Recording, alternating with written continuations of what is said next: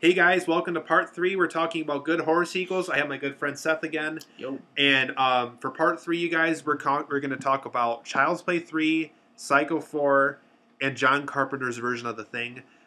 So actually, in some ways, it's both about good horror sequels and good horror remakes. So I'm going to let Seth talk about The Thing first, because this was actually a remake made by John Carpenter in the 80s, not the new one made in 2011. Yeah, like Tom already said, this is actually one of my favorite John Carpenters, besides, of course, Halloween being the ultimate John Carpenter film. Or Starman's a good one, too. Or, yeah, I haven't seen Starman, but Halloween for me was awesome. So, anyways, John Carpenter's remake of The Thing, and I believe the original was made in 1950s, I believe. Don't quote me on that, but I'm just taking a wild guess. What's kind of funny, too, is John Carpenter's foreshadowing for remaking The Thing was shown in Halloween, because the kids are watching The Thing on TV when Jamie Lee Curtis is watching over him at her house. So that's kind of his foreshadowing that he would remake The Thing. And basically, The Thing storyline. Now, I don't know if you guys have ever seen Invasion of the Body Snatchers. Now, that was the original film that was made, I believe, in the 60s, and then remade again, actually, in the 90s. And then again with Nicole Kidman in But basically, it was a extraterrestrial being that needed a host to survive. And it was kind of cool because you didn't... So anyways, in The Thing, you didn't really know who the Thing was unless, you know, the person acted kind of strange or funny. And of course, you know, if no one can actually figure out who the Thing was, then the Thing who actually was inside the person's body, who was basically, you know, the host. So say like for instance, the Thing got a hold of me, transformed my body, but basically I would still look the same. But Tom wouldn't know who, you know, I was the Thing. Unless if you started acting strange again. Well, yeah, I always act strange. Yeah. So, do you? Yeah. I don't know. But anyways, yeah, I thought it was great. Violence-wise, I think it was definitely gory. I wouldn't say on the same level as the original Hellraiser, directed by Clive Barker, but it was still... How would you say compared to his previous film, Halloween? Do you think it's a Oh, yeah, a lot more gorier. It was... Well, that's one thing I like about Halloween, because it was less blood. But this one, he introduces more gorier side. He didn't hold back in this film. But it was great because it had... who was that? Wasn't it Russell? I think Kurt Russell. Kurt Russell. He was great because one thing I love about Kurt Russell is as an 80s actor, and of course, you know, he showed the same thing like in hits as Escape from New York, Escape from LA, and Big Trouble in Little China, which is awesome. It's really cheesy, but you have to freaking go see it. My fiance loves the film. But anyways, you know, for me, he's an action star, and on top of that, he can also be a comedian star too. But that's of course, why he was good at as an 80s but anyways, star. yeah, that's the reason why he was an awesome 80s star. So anyways, he's more of this.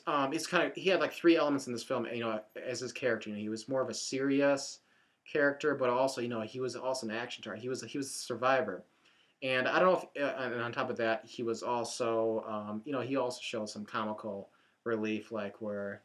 I don't remember some of the lines, but you have to go see the film. But you know, he just kind of showed those qualities, and I thought it was great because you know, it just kept your interest in the film, and on top of what was going on, which was like the Thing going from host to host. And it was funny because actually in the beginning, you actually get to see the host grab onto onto one of the dogs. Actually, they were doing like as a test subject. But anyways.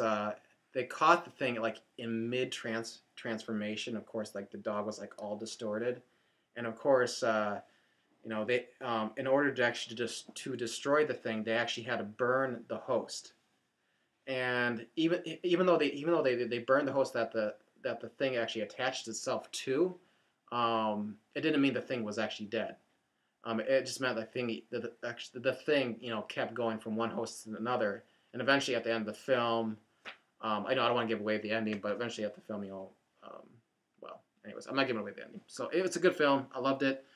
I haven't seen the original, but I'm sure the original is good. But for me, just, you know, seeing the remake, to me, the remake, you know. And when you say remake, you mean the one by John Carpenter, not the 2011. Yeah, the remake is from John Carpenter, which was made in the 1980s. And for me, even though it was a remake, I still feel in my heart, it was the original because I never saw the original. But like I said, I'm sure the original is good, but for me, it's the remake remake for John Carpenter is the original. Another film where a lot of people view the remake actually as the original also is actually with Scarface. Because with Al Pacino, that was actually the remake. And the thing is, I think Howard Hughes, made the original in the 30s when he was making movies. and a lot of people view the Al Pacino one as the remake. Really? Well, actually, no, they view that one as the original because they haven't seen the Howard Hughes one. Mm. So it's kind of another one where if you've seen both versions, you can tell that the Pacino one's a remake. But if you haven't, the one with Pacino is actually the original for most people, also. Interesting. But anyway, guys, the next one we're talking about is Child's Play 3. This was the third film in the Chucky franchise, and this is probably the only Chucky film besides the original that I could honestly see I really enjoy, because I really hated Bride of Chucky and I really hated Seed of Chucky. Before you go any further, how many Chucky films did they make, Tom? They made 5. They made 5. Okay. 5. And they've been talking about a remake for a while, but I don't think it's going to happen. But anyway, guys, Child's Play 3 I thought was very good. I guess another reason why this one has a special place in my heart too is it was actually, I think I saw this one before the second film. And after I saw, I'm like, okay, that makes sense why 3 started the way it did. And I guess with me, even though number 2 was very campy and very hokey at times, 3 I thought had a good balance of the horror aspect of the original, and I also liked how they had like a whole military factor to it too. And even though most people don't think military when they think horror films, because war films and horror films are completely different genres, but I think that it really worked well with this film. I guess another reason why I think it works so well is because Andy Barclay is so much older than he was after the second film, and because he's in a completely different part of the world now. The whole aspect of people knowing that Chucky's alive, there's not as many people left that know about that, is besides Andy Barclay and obviously the young kid who plays with him a lot.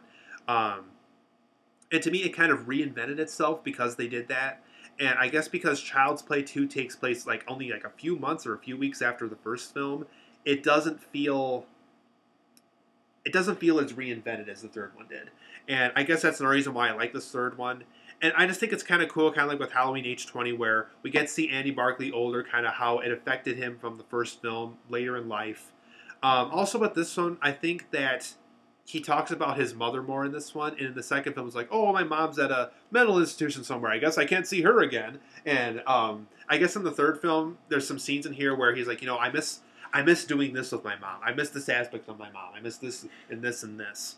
And so I guess that's the reason why 3 worked so well for me.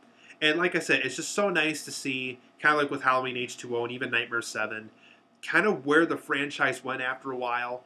And like I said, that was the last Chucky film I really said to myself after watching, I had a fun time watching that. And I almost wish they kept it. I almost wish they kept part 3 as the ending, because I thought how they brought him back for 4 and 5 was extremely cheesy. And actually for 4 alone, I almost got mad at the director because I almost felt like he didn't even watch the film. And I don't want to give it away, obviously, but I just had the impression like he gave away, not even gave away, just I felt like he didn't understand the movie when Bride of Chucky was being made. But anyway, guys, Child's Play 3 is a very good sequel. And the next one, actually, Seth is also a huge fan of, in the sense of the series. And it's actually a sequel to a famous horror film. We're going to talk about Psycho 4 next. And like I said, Seth is a huge fan of Hitchcock. He's a huge fan of the original Psycho. And what's kind of cool about Psycho 4, you guys, is even though Hitchcock was long dead by the time this film got made, his original screenwriter came back for this one. And I guess I like that because throughout the film, whenever Norman Bates talks about his past, it's very accurate information because that's the things he told us about in the original Psycho. And also with Psycho 4, you guys, I felt like they did it without having to repeat the first film. And the reason why I say that is if you've seen the second and third Psycho film that, once again, Hitchcock wasn't even a part of, there's scenes in those films where they try to reinvent it. Like, instead of someone being stabbed to death in a shower, I think in the second film or the third film, someone gets stabbed to death in a phone booth. Mm-hmm. And I think there's another one where someone gets stabbed to death while they're going to the bathroom. Like, really? I think one of the other scenes I remember, I don't think I've ever watched any of the sequels all the way through, but one of the things I remember from one of the sequels is like, I think Norman Bates as a young child, actually it's funny because remember he was recalling before even the shower scene even took place when Janet Leigh's character came, Marion Crane came over to the hotel and stayed over for the night. Mm-hmm. Before actually when he was a young boy, Like he would bring girls into the house. That was Psycho 4, yep. That was Psycho 4. And actually, I think one of the scenes, now correct me if I'm wrong, I believe he dressed up as a clown. He did. That was Psycho 4. And then one of the girls he brought into into his room, then he stabbed her to death on the bed or something like that, I think. Yep, and like I said, so Psycho 4, it really represents why he really wants to get close to women, but his mother really wouldn't let him. Kind of how his mother was a very strict woman. They get into detail like she was having an affair with this guy, and Norman would obviously watch them because he never had the birds and the bees talk. And so I just felt it had a very accurate way of telling Norman Bates without ruining the original film. And like I said, Anthony Perkins once again came back for this one, so that was nice. Also, the woman he was talking to on the radio, if you look at her closely, she actually plays one of the Na'vi in Avatar. And I found that out online after seeing the movie. Na'vi. The blue people from Avatar. Oh, yeah. So she plays one of those Na'vi in Avatar. Was she the elderly one, or? I believe so, because she would have been older by then. But yeah, the woman he was talking to on the radio was an Avatar. And what's his name? The kid from E.T. who played Elliot was the young Norman Bates in this too. So I guess that's I guess that's why I could really connect with it, because I'm like, wait, that's the guy from who played Elliot in E.T. They have Reese's Pieces in this film. Yeah. Also, the girl who was it? No, not the girl. The actress who plays his mother was in the movie It, and she was in the original Romeo and Juliet as Juliet. That was Olivia Hussey from... Oh, another one that you guys, if you're really into big camp films, like really, really campy movies, she was also in The Ice Cream Man as like one of the lab people. Oh, and the one with Ron Howard's brother is like a killer ice cream man. But anyway, getting back on... Who's the driver? Howard the Duck? Oh, God. But anyway, you guys, it was nice to see Olivia Hussey in this too. And like I said, it was just nice to see a fair prequel to the original, and at the same time as a sequel, because the phone call took place after the events of the second and third Psycho. But so that was our good horror sequel discussion, you guys. Any closing statements you want to make, Seth? I think all the horror films, or the sequels that we discussed, I thought for us they were good. Maybe not necessarily maybe story wise, maybe some of them, but for the most part we chose them because they were fun to watch. And they're just good continuations. They were just good continuations, and we hope that you enjoyed watching our videos, and stay tuned for the next. So we hope to see you guys next time. We're going to talk about favorite food next time.